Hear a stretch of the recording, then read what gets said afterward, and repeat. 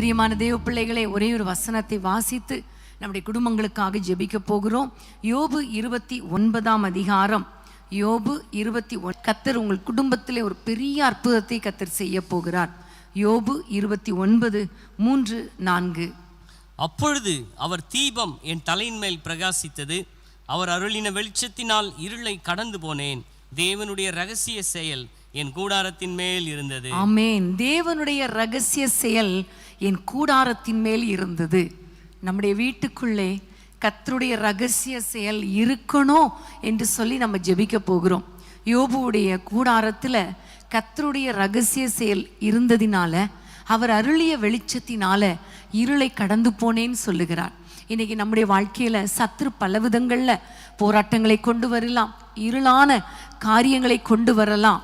ஆனா இன்னைக்கு நம்ம ஆண்டவரிடத்துல கேட்க போறோம், ஆண்டவரே, உம்முடைய ரகசிய செயல் எங்கள் கூடாரத்தின் மேல் இருக்கணும் அப்பா. நீங்க ரகசியமாய் செயல்படுங்க. எங்களுக்கு தெரியணும்னு அவசியமே கிடையாது, ஆனா நீங்க செயல்படணும் அப்பா. நீங்க செயல்பட்டு எங்கள் குடும்பத்தில் இருக்கிற இருளை வெளிச்சமாக்கணும்.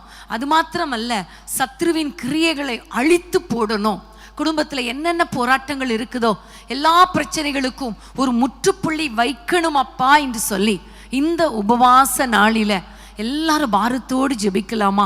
எல்லாரும் கைகளை உயர்த்தி ஆண்டவரை நோக்கி கூப்பிடுங்கள். அப்பா, உம்முடைய ரகசிய செயல் எங்கள் கூடாரத்தில் இருக்கட்டும் சொல்லுங்க.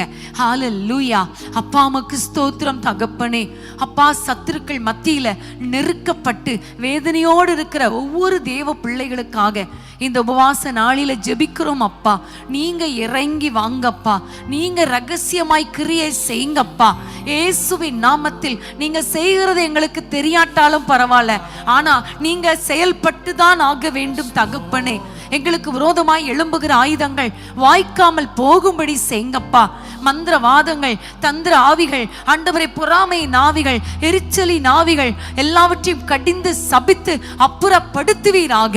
ஆண்டவரே, என்னென்ன காரியங்கள் எல்லாம் இருளாய் தோன்றுகிறதோ அந்த காரியங்கள்ல உம்முடைய வெளிச்சம் உதிக்கட்டும் ஐயா. உம்முடைய வெளிச்சம் உதிக்கட்டும் ஐயா. ஒவ்வொருவருடைய கூடாரத்துக்குள்ளே என்னென்ன பிரச்சனையோடு இப்ப துக்கத்தோடு இருக்கிறாங்களோ அந்த துக்கம் இயேசுவின் நாமத்தில் சந்தோஷமாய் மாறுவதாக ராஜா.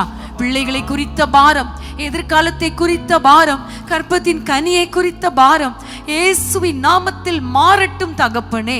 அற்புதங்கள் நடப்பதாக, அதிசயங்கள் நடப்பதாக.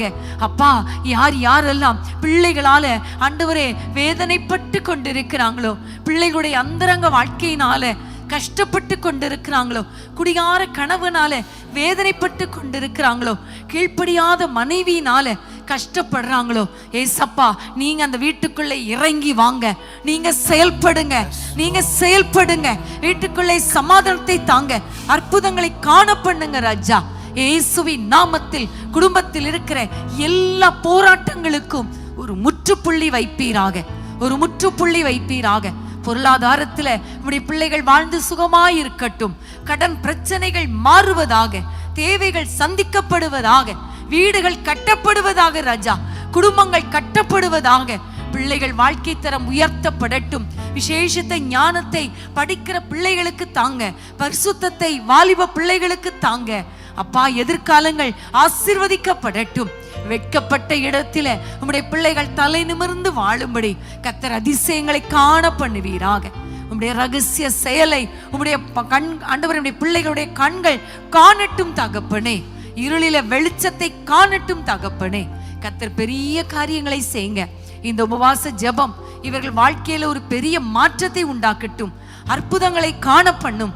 இந்த வாரத்துல நிறைய சாட்சிகளை நாங்கள் கேட்கணும் தகப்பனே. இயேசுவின் நாமத்தில் பிதாவே, ஆமேன், ஆமேன்.